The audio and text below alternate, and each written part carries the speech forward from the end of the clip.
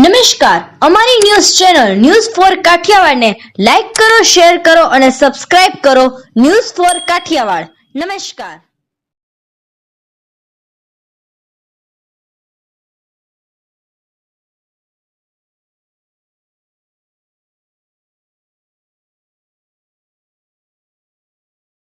અમિત શાહનું સંબોધન. સૌને રામ રામ નમસ્કાર.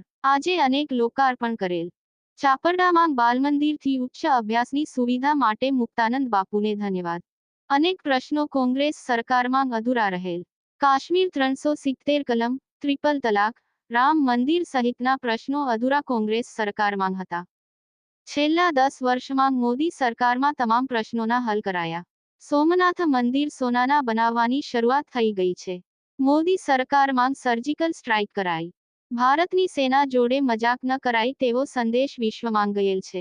આજે મોદી સરકારમાં ખેડૂતો માટે અનેકવિધ જોગવાઈ. મુક્તાનંદ બાપુ સેવા યજ્ઞ ચલાવે છે. અનેક સેવાકીય પ્રવૃત્તિઓ અહીં ચાલી રહેલ છે. કુંભમાં રોજ મુક્તાનંદ બાપુ દ્વારા 25,000 લોકોને ભોજન કરાવ્યા. મુક્તાનંદ બાપુને અભિનંદન. श्री राठौर, श्री गिजुभाई गारत, श्री संजयभाई, श्री नलनभाई અને આજના કાર્યક્રમમાં ઉપસ્થિત જૂનાગઢ એટલે ગીર સોમનાથના સૌ ભાઈઓ બહેનો અને વાલા બાળકો સૌને રામ રામ નમસ્કાર. આજ બ્રહ્માનંદ વિદ્યાધામમાં અનેક પ્રકલ્પોનું લોકાર્પણ અને ખાતમુહૂર્ત હમણાં થોડા સમય પહેલા જ કરવામાં આવ્યું. પૂજ્ય મુક્તાનંદ બાપુના નેતૃત્વમાં આ એક નાનકડા ગામમાં 4,000થી વધારે વિદ્યાર્થીઓની ભણતરની વ્યવસ્થા અને બાલ મંદિરથી લઈ મેડિકલ કોલેજ સુધીનું સંપૂર્ણ શિક્ષણની વ્યવસ્થા કરવા માટે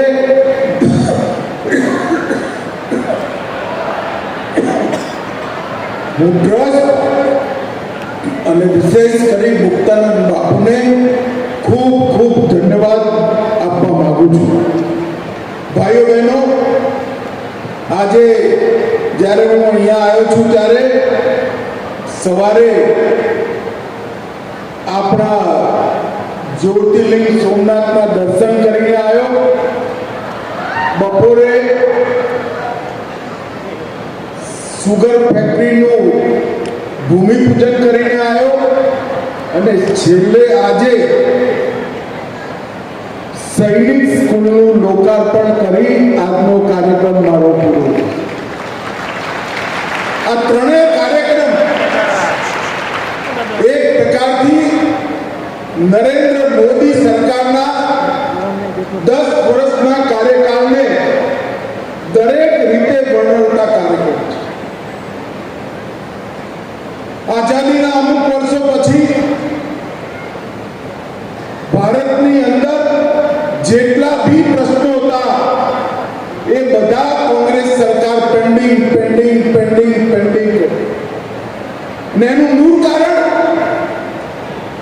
વોટ બેંકનો ડર. કાશ્મીરમાં 370ની કલમ હટાવવાની હોય પેન્ડિંગ, ટ્રિપલ તલાક હટાવવાનો હોય પેન્ડિંગ, યુસીસી લાવવાનું હોય પેન્ડિંગ, સીએ લાવવાનું હોય પેન્ડિંગ, રામ મંદિર બનાવવાનું હોય તો પણ પેન્ડિંગ. અને ગુજરાતથી એક આપણા નેતા, ગુજરાતનો સપૂત નરેન્દ્રભાઈ મોદી, એમના હાથમાં દેશનું શાસન આવ્યું અને 10 વર્ષની અંદર આ બધા પેન્ડિંગ પ્રશ્નોનું નામ લખી નાખવાનું કામ નરેન્દ્ર મોદી. 550 વર્ષ પછી ટેન્ટમાંથી રામલલ્લા પોતાના ભવ્ય મંદિરમાં, ઔરંગઝેબે તોડેલું કાશી વિશ્વનાથનું મંદિરનો કોરિડોર ફરીવાર બનાવવાનું કામ અને અનેક વાર આ આક્રમણખોરોએ તોડેલું આપણું સોમનાથ એ પણ સોનાનું બનાવવાની શરૂઆત થઈ ચૂકી મિત્રો. એ પણ સોનાનું. વર્ષોથી દેશની સુરક્ષાને તાક પર રાખી આ કોંગ્રેસ પાર્ટી ચાલતી. પાકિસ્તાનથી આતંકવાદીઓ રોજ આઈને બોમ્બ ધમાકા કરી જતા, કોઈ જવાબ નથી. નરેન્દ્રભાઈ 2014માં વડાપ્રધાન પડ્યા, 15માં ઉરી ને પુલવામામાં હુમલો કર્યો. પાકિસ્તાનના આતંકવાદીઓને હતું શું થવાનું એમને ખબર નથી. વડાપ્રધાન બદલાઈ ગયા, સરકાર બદલાઈ ગઈ, નરેન્દ્ર મોદી વડાપ્રધાન છે. 10 દિવસમાં સર્જિકલ સ્ટ્રાઇક અને એર સ્ટ્રાઇક કરી પાકિસ્તાનના ઘરમાં ઘૂસી આતંકવાદીઓનો સફાયો કરવાનું કામ નરેન્દ્ર મોદી. અને એ દિવસથી પૂરા વિશ્વની અંદર એક સંદેશ ગયો કે ભારતની સેના અને ભારતની સીમા એની જોડે મજાક ના કરાય, નહીં તો ભોગવવું પડે. આ દેશના 60 થી 70 કરોડથી વધુ લોકો ખેતી પર નિર્ભર, પરંતુ સરકાર ખેડૂતો ને ખેતી બંને માટે ઉદાસ. કોંગ્રેસની છેલ્લી સરકાર 2013-14માં 22,000 કરોડનું ખાલી ખેડૂતો માટેનું, કૃષિ માટેનું બજેટ, 70 કરોડ લોકોની રોજી રોટી જેની જોડે જોડાઈ એનું બજેટ ખાલી 22,000.